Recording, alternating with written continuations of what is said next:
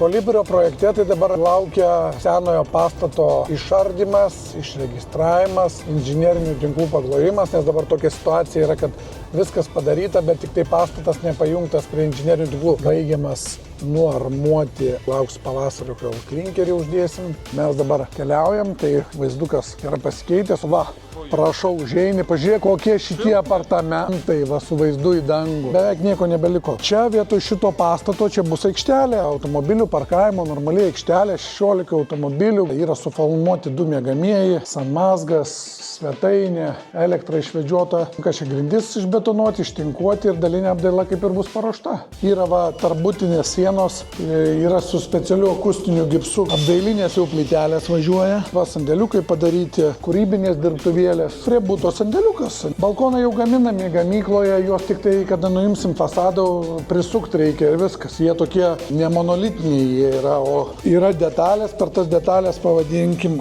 ant detalių pasikabina iš esmės. Tai manau, kad progresas akivaizdus ir planas buvo užbaigti projektą iki gegužės mėnesio 25 metų, bet manau pabaigsime žymiai anksčiau. Klinkerio vienintelis klausimas, tai yra pavadinkim jau pavasario lauksim, bet šiaip viduj bus iki vasario mėnesio pabaigta. Galės naujai kūrėjai įsirenginėti savo svajonių butus.